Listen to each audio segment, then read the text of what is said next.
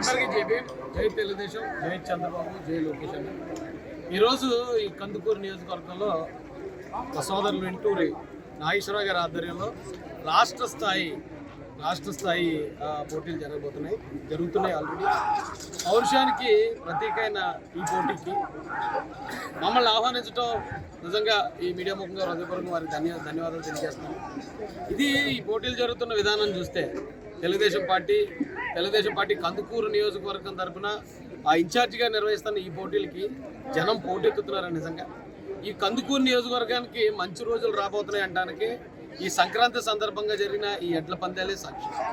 ఈ రోజున ఈ జనం పోటెత్తే విధానం కానీ, ఇక్కడ పసుపు జెండా రెపరెపలాడే విధానం కానీ చూస్తూ ఉంటే రాబోయే కాలంలో కందుకూరుకు మంచి జరగబోతుంది. ఒక యువ నాయకుడు, నిజాయితీ గల నాయకుడి ఆధ్వర్యంలో కందుకూరు అభివృద్ధి చెందబోతుందనే విషయం మాత్రం పక్కగా అర్థమవుతుంది. ఈ నియోజకవర్గంలో ఉన్న ముఖ్యంగా ఎస్సీ సోదరులకి నేను ఒకటే చెప్తున్నాను, ఈ రాష్ట్రంలో జగన్మోహన్ రెడ్డి అధికారంలోకి వచ్చిన తర్వాత ఆయన అధికారంలో రావడానికి మనమే కారణం. దానిలో నేను కూడా 175 నియోజకవర్గాలు తిరిగినండి. కానీ అతను అధికారంలోకి వచ్చిన దగ్గర నుంచి ఇక్కడున్న ఎస్సీ ఎస్టీ బీసీ మైనారిటీల నడ్డి విరిచేశాడు, వాళ్ళకున్న పథకాలను రద్దు చేశాడు. అంతేకాకుండా మరి ముఖ్యంగా ఈ నియోజకవర్గంలో కందుకూరు నియోజకవర్గంలో ఉన్న 50,000 మంది ఎస్సీ నా అన్నదమ్ములకి, నా అక్క చెల్లెలకి నేను ఇచ్చే పిలుపు ఒకటే, రాష్ట్ర వ్యాప్తంగా దాదాపుగా 40 మందిని చంపిన ప్రతి ఒక్కడు వైసీపీకి చెందినోడే. వాళ్ళందరినీ వెనకేసుకు తిరుగుతున్నాడు ఈ రోజున జగన్మోహన్ రెడ్డి. వాళ్ళందరి భుజాల మీద చేతులు వేసుకుని తిరుగుతున్నాడు. నిజంగా ఈ పౌరుషానికి ప్రతీకైన ఈ ఎడ్ల పందాలకి దళితుల పౌరుషానికి విలువిచ్చి తెలుగుదేశం పార్టీ వాళ్ళని ఆహ్వానించిన కారణంగా అదే పౌరుషంతో చెప్తున్నాను, కందుకూరు నియోజకవర్గంలో ఉన్న ప్రతి ఎస్సీ అన్నదమ్ములకి కూడా మన పౌరుషం 2024లో చూపించి జగన్మోహన్ రెడ్డి పార్టీని అంతం చేయకపోతే వీళ్ళు ఎప్పుడు మా కాళ్ళు దగ్గర పడే వానిసి వీళ్ళని చంపినా కొట్టినా వీళ్ళ గుండ్లు గీసినా సరే వీళ్ళు మా కాళ్ళ దగ్గరే పడి ఉంటారనేది మాత్రం రానున్న కాలంలో దళితులందరూ కూడా అవమానపడే పరిస్థితి వస్తుంది. ఈ రోజున మనల్ని విడగొట్టడానికి ఈ లోకల్ ఎమ్మెల్యే గారు ఎవరో ఉన్నారు, ఆయన కులాల మధ్యలో లేకపోతే మతాల మధ్యలో గొడవలు పెట్టే ప్రయత్నాలు చేస్తారు. చేసినప్పుడు కనీసం మనం ఆలోచించాలి. ఈ రోజున జగన్మోహన్ రెడ్డి ఆయుధం ఒకటే, అతను అభివృద్ధి చేయడు, అతని పిల్లలకు ఉద్యోగాలు కల్పించడు, మన వాళ్ళని అభివృద్ధి చెందనివ్వడు. అతని దగ్గర ఉన్న ఒకే ఆయుధం అబద్ధం. ఆ అబద్ధం అనే ఆయుధం పట్టుకుని వెళ్ళి మన దగ్గరికి 100 రకాలుగా వస్తాడు.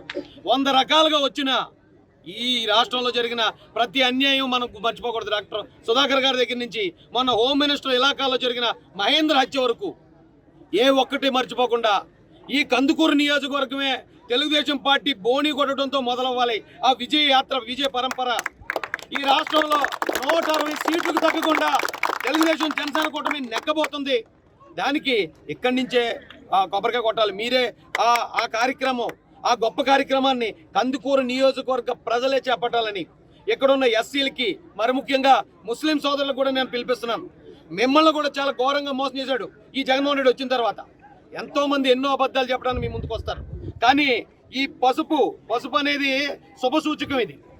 ఈ పసుపు జెండాతో ఒక్కొక్కరు ఈ 40 సంవత్సరాల నుంచి రాజకీయంగా ఉంటున్న కుటుంబాల నుంచి ఉన్న నాయకులు ఉన్నారు ఇక్కడ. ఒక వ్యక్తి రాజకీయంలో 40 సంవత్సరాలుగా 2 తరాలుగా ఉండాలంటే ప్రజలకు మేలు చేస్తేనే ఉండగలరు.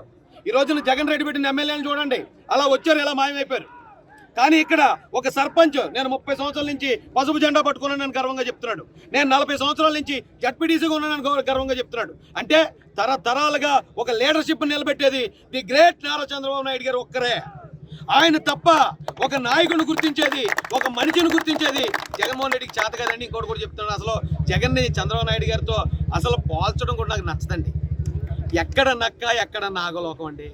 చంద్రబాబు నాయుడు గారికి ఈ జగన్కి నేరస్తుడికి 16 నెలలు జైల్లో వచ్చినోడికి, 38 కేసులు ఉన్నవాడికి, తల్లిని బయటికి గెంటేసినోడికి, చెల్లిని బయటికి గెంటేసినోడికి, సొంత బాబాయిని లేపినోడిని పక్కన పెట్టుకుని తిరిగేవాడికి శిఖరం లాంటి నారా చంద్రబాబు నాయుడు గారికి పోలికెట్టండి. దయచేసి అందరూ అర్థం చేసుకోండి. చంద్రబాబు నాయుడు గారిని గెలిపించుకుంటేనే ఈ రాష్ట్రం బాగుపడుతుందని మీ అందరికీ తెలియజేస్తూ ఈ కార్యక్రమానికి, ఇంత గొప్ప కార్యక్రమానికి ఇంతమంది మంచి వ్యక్తుల మధ్య నన్ను ఆహ్వానించిన మా ఇంటూరు నాగేశ్వరరావు గారికి మీ అందరూ